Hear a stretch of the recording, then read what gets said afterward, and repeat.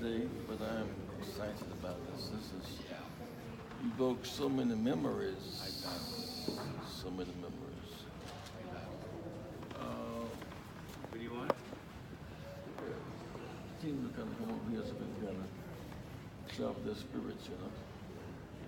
Yeah, go ahead. Everybody come over here. Am I okay here, sir?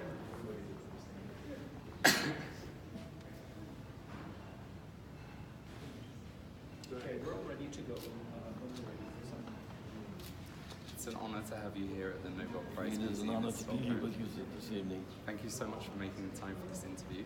I just want to start for internal purposes. I would like to ask, do we have permission, the Nobel Prize, to use this interview in our Indeed, channels? you may. Thank you very much. So you've just seen the exhibition. What was your impressions walking around? I was impressed with the evolution of our struggle. Dr. King really only served at the top stage for 13 years. And it was the last leg of the Jim Crow era. This is the 400th year of our sojourn in America, 400th year, 1619, 2019. And the first 244 were enslavement. The Supreme Court said blacks had no rights, whites were bound to respect. When the Declaration of Independence was declared in 1776, Africans had been there 157 years without any humane status.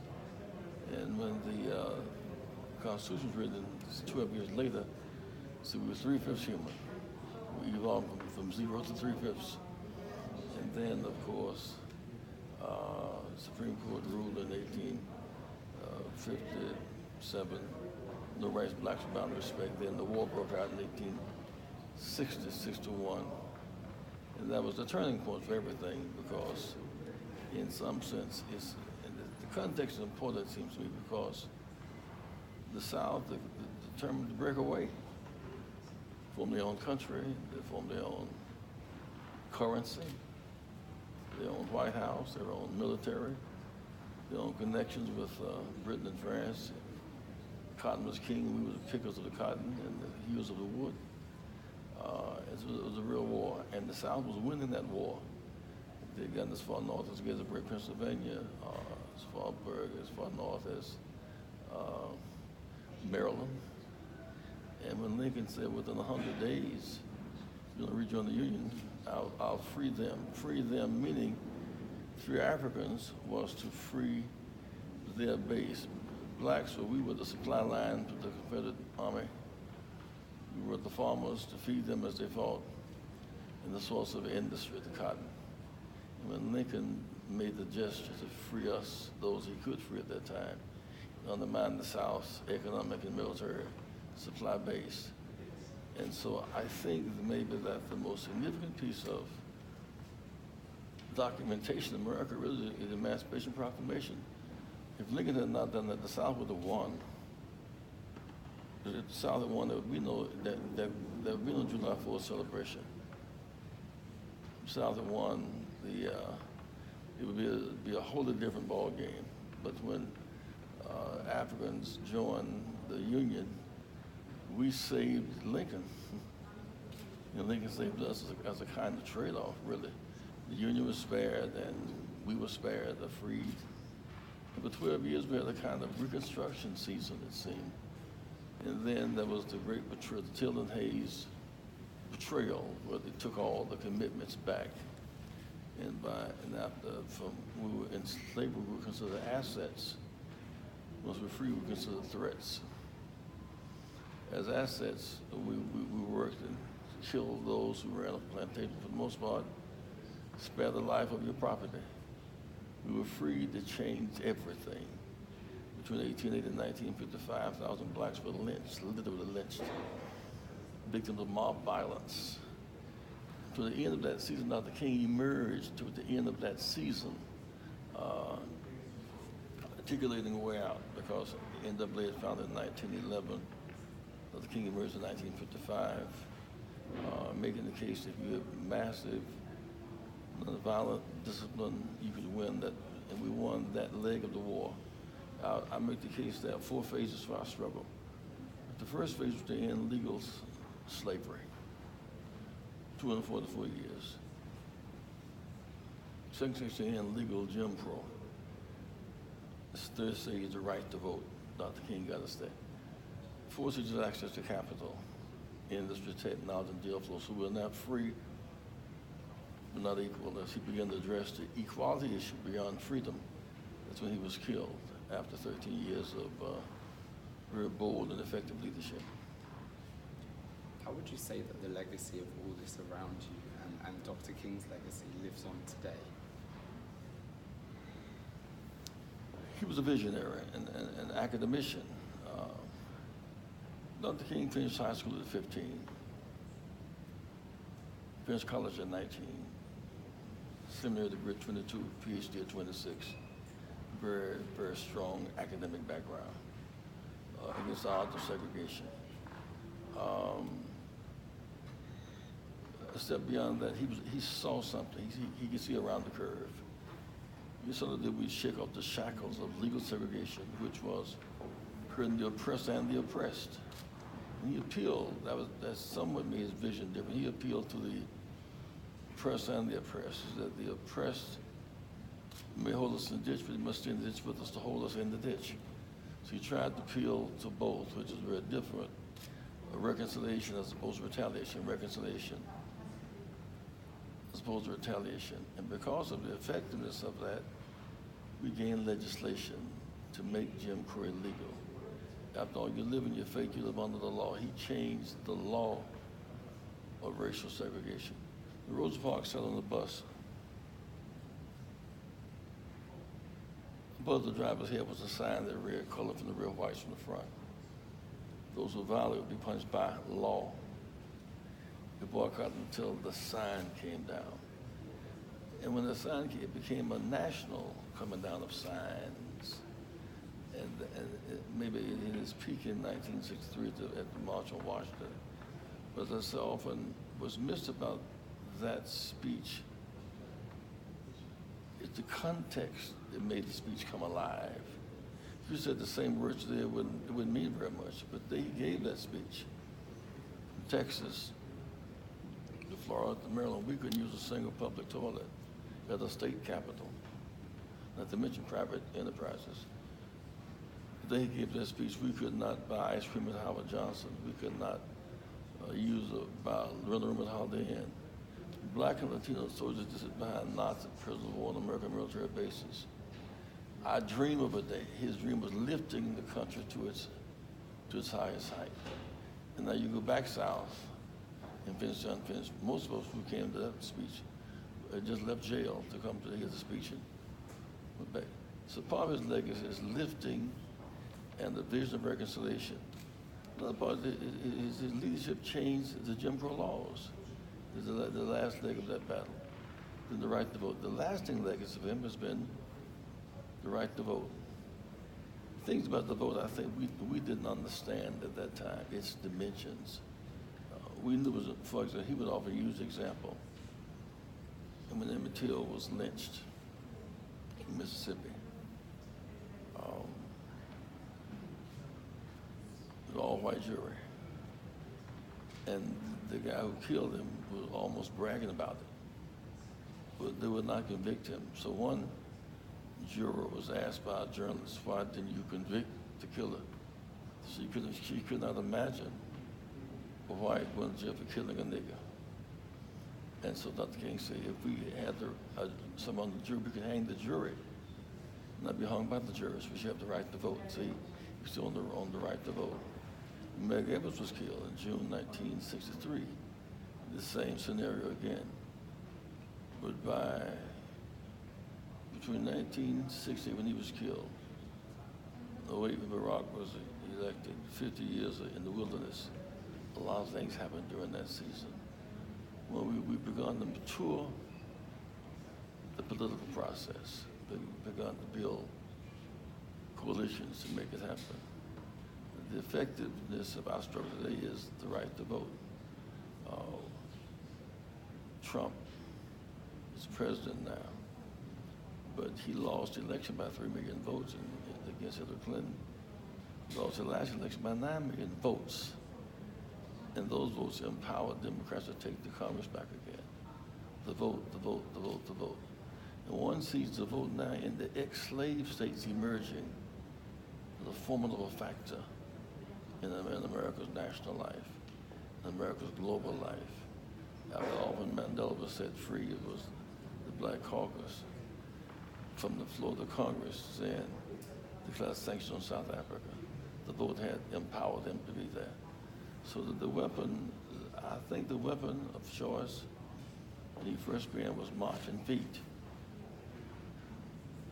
Now the choice is to vote. We were asked to make brick without straw. We were asked to build a democracy without the vote. There were both things that happened in coalitions being built in very new and different ways. And it's phenomenal to see it come alive. There are now black lieutenant governors in New Jersey and Michigan, Illinois, Virginia. That's new. There are now 3 blacks in the U.S. Senate. That's new. 55 blacks in the Congress. And that's new. Blacks as mayors becoming commonplace. New. And new in the sense that within the last 50 years. So the bearing of these fruit of a political seed sown in 1965, we did not understand how much the resistance would be to the vote. Blacks couldn't vote from 1880 around to about 1965. White women couldn't serve on juries in the South. 18-year-olds couldn't serve in Vietnam, couldn't vote. They got the right to vote. You couldn't vote on college campuses, we got that. You couldn't vote bilingually. So in many ways, when by 1990, a new majority emerged. You had the blacks, white women,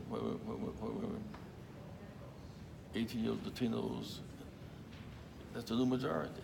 That new majority elected Barack Obama. It was not given.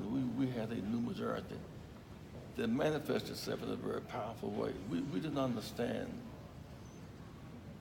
gerrymandering, annexation, that law, the road purge, all these schemes for voter suppression. And right now, Republicans have made the decision to focus more on suppression than their participation. And in my opinion, they're losing that battle. What do you think that receiving the Nobel Peace Prize in 1964 had on the civil rights movement and on Dr. King? The Nobel Peace Prize gave our movement standing in the world. It gave us stature. I remember we had been so beaten down by white supremacy, arguing black inferiority. We were in a kind of isolation that no one understood our pain but us. And I remember in 1960, UNESCO had a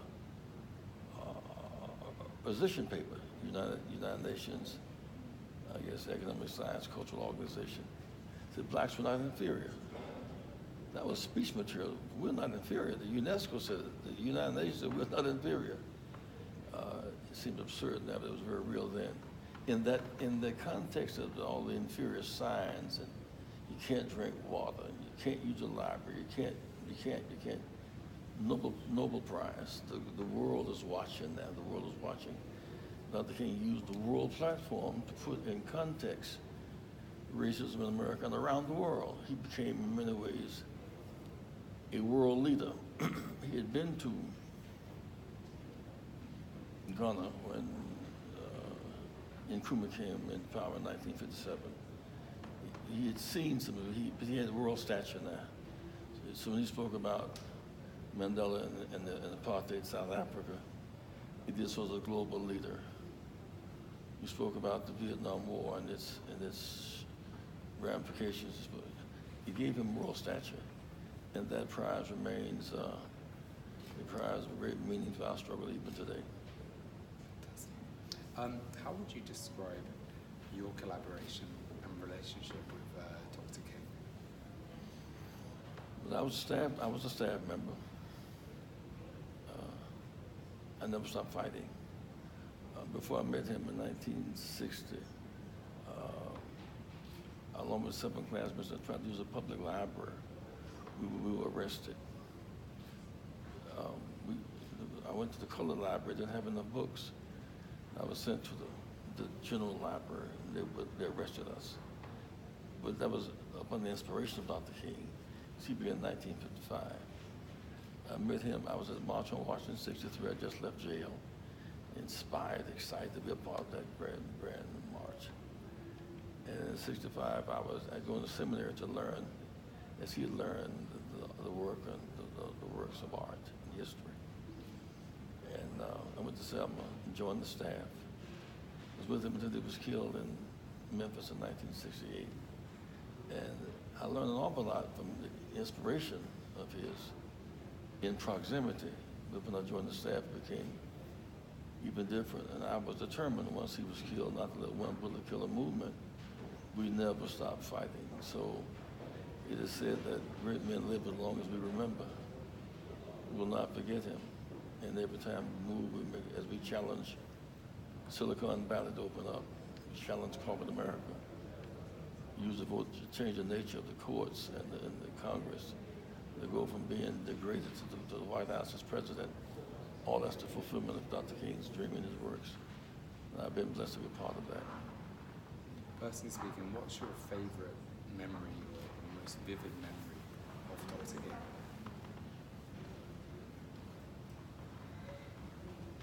It's one of the most vivid memories was I experienced his last birthday in that last season.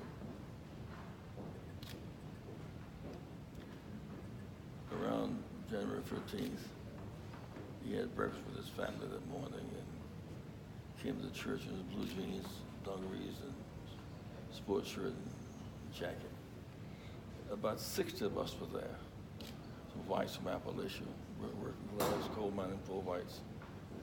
Some blacks from Deep South, Georgia, Alabama, Mississippi, Carolinas. Native Americans, some Latinos, with whom we'd never worked before. Trying to make or bust a coalition who had a lot more in common. We just don't. Some of us picked cotton, some picked fruit, some mined coal. We all had to learn how to come out to see each other in the light and come out the darkness. And so he talked to me about how do you end poverty. That, you know, Dave, when one group will have prosperity, other group will sink. We must rise together. That was a very exciting season. We then went to Florida, had to meet with ministers on how can urban churches get involved in the struggle as the movement moves urban, not just rural. And then the last week was a very depressing weekend. I remember getting a call on Friday night about 10 o'clock. So I need you here tomorrow. And we have a meeting at 10 o'clock. I didn't want to go because I had plans for that Saturday. Most of us did, but so Reverend Abernathy said, Martin is serious. So we altered our schedules. Got up that morning, and I was still resisting. So I called the rap. I said, I can't make the meeting. We missed the 7 o'clock plane. He said, I have a 7:25 ticket for you. So we got the plane. We got into the staff meeting, about 10 of us. He said, I've had a migraine headache for 3 days. I've been with Ralph and his wife, Juanita. I've been with Andy and his wife, Jean, and my wife. And I'm perplexed. Those who want me to fight for civil rights here, but not human rights abroad. I'm a Nobel Prize winner. I cannot limit the scope of my ministry. I refuse to bifurcate my sense of justice. And besides, the money we need to heal at home is being used to heal abroad. I can't separate my sense of justice, American justice and Vietnam justice. He talked and he said, I thought maybe I'd done the best I could. Maybe I should quit now.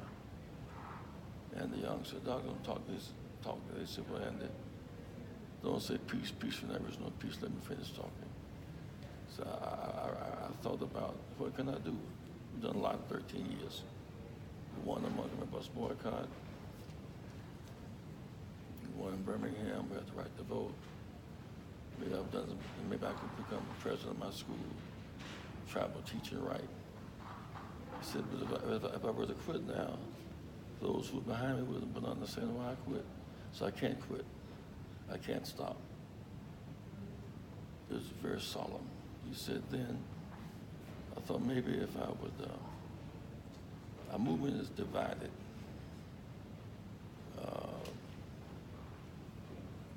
We like it, we know each other, we like each other, but we're philosophically divided. If I would fast to the point of death, they would all come by my bedside and we would regroup our struggle. He said, you know, we would turn the minds into a plus and go on to Washington and necessarily go to jail, deal with the issue of poverty, too many working poor people in America today and around the world with undrinkable water. He said, the garbage workers, they want to dress up on Sunday. They don't want to see their children go to college. He just gave a big expository speech. As I wrote down the notes, it was like, maybe I've done as much as I can. It was like Jesus saying in the Garden of Gethsemane, let this cup pass from me. And then he said, as he talked, disciples slept. And Jesus said, well, not my will, but thine be done. So the king went through the same 3 stages. And then we went on to Memphis. And of course there, we worked with the sanitation workers and he was killed. I remember the birth date. And he said, tonight I want you for us to go over to the Mid-Temple Church. We laughed and played all that day. Just kind of, it was a very light day. And didn't sit around folks like say, I have a headache, I don't feel like going. And that's when I go speak. I said, look, I don't have it. And this, I don't have it. So Ralph suggested we'll go together. We went to Mid-Temple Church together. It was raining very hard, I remember. We came inside, people screamed. Ralph suggested they're not screaming because they think Martin is behind us. It's not about us. We laugh because that's true. So back to church and called them on the phone and said, Doc, you have to come to the church. You just have to come. Even just stick your head in the door. So I'll come. He came in, they cheered, and without a single note, we didn't talk about the mountaintop speech.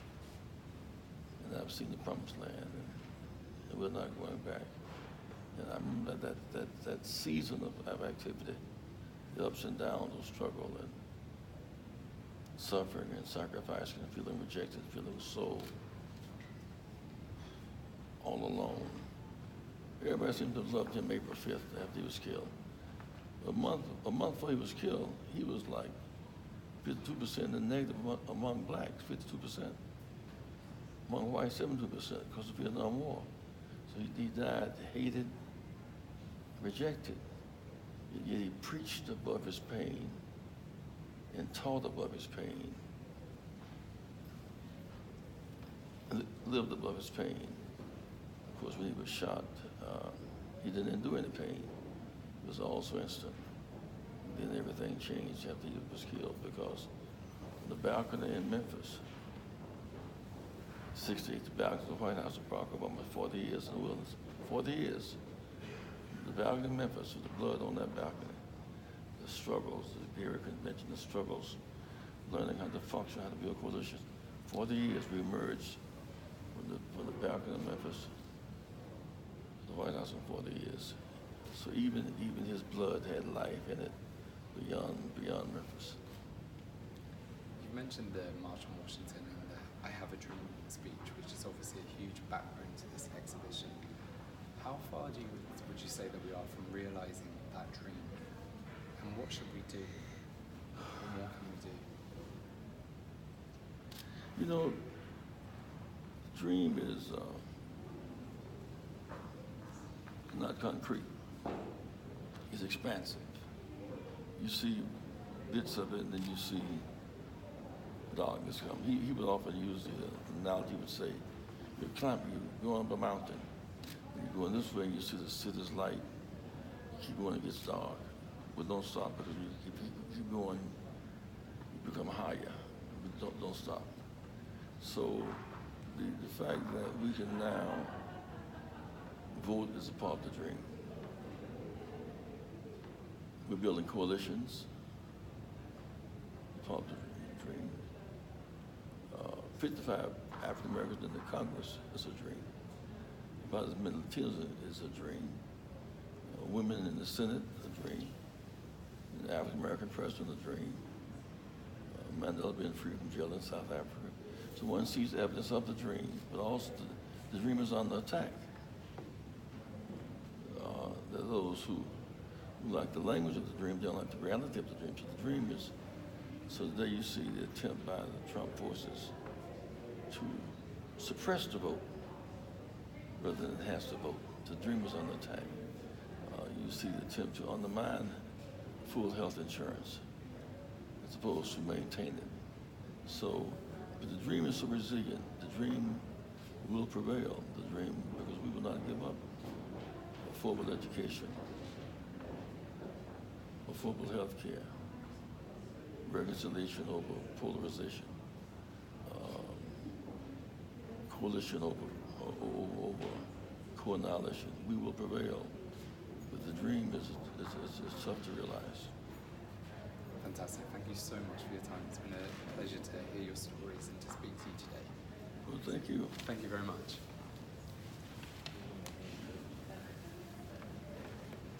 Can I steal you for 5 more minutes in the chair, Reverend? You want him in Ralph? the chair or? Rev? Here.